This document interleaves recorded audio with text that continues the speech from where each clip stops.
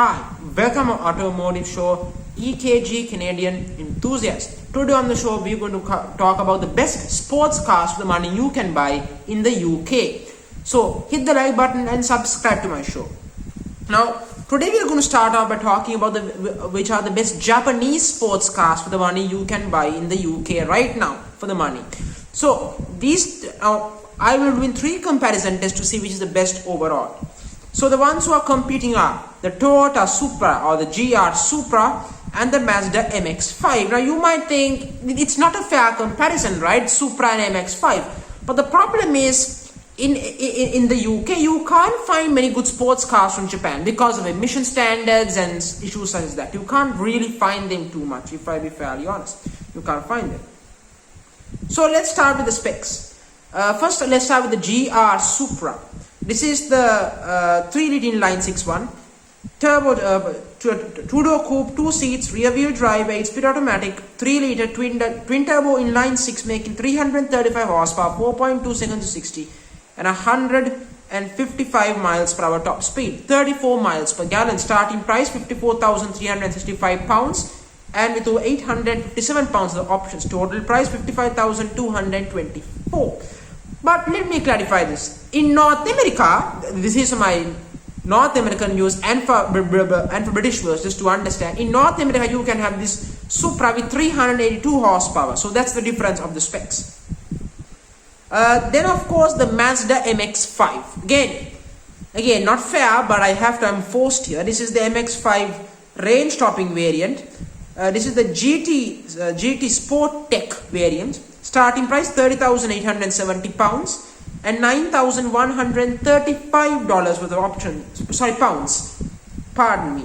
Total price 40,007 pounds. So it's a 40,000 pound MX5, but it's actually a bargain compared to the Supra already. But you will see the difference between these cars will be very obvious and very factfully clear actually.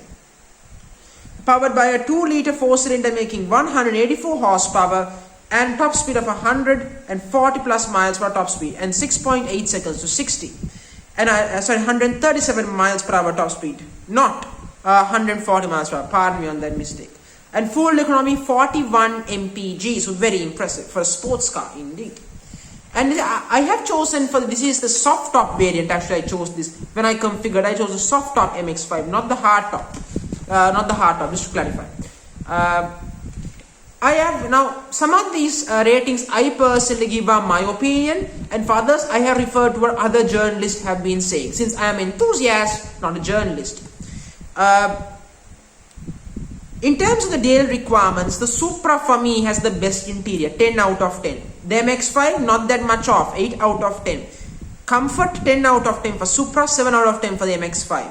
Same thing for tech, 10 out of 10 for Supra, 6 out of 10. Same thing in practicality, 10 out of 10 for Supra, 6 out of 10 for MX5. Fuel economy, the MX5 is the best, 10 out of 10, but the Supra is not bad as well, 8 out of 10.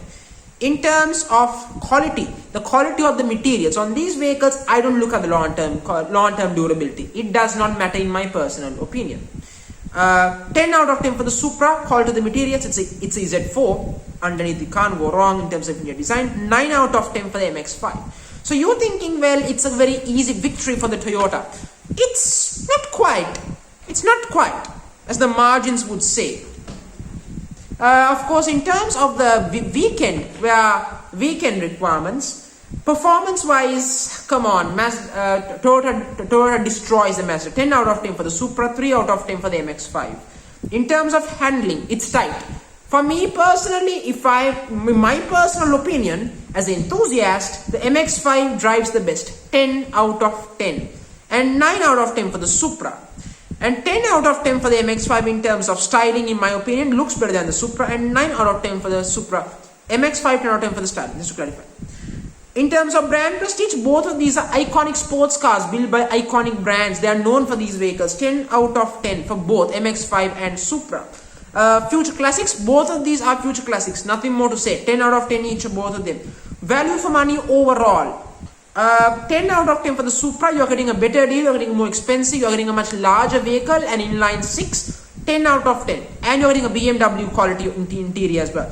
The Mazda 9 out of 10, it's not that much off, but it can't make up for the daily requirement. You will see why.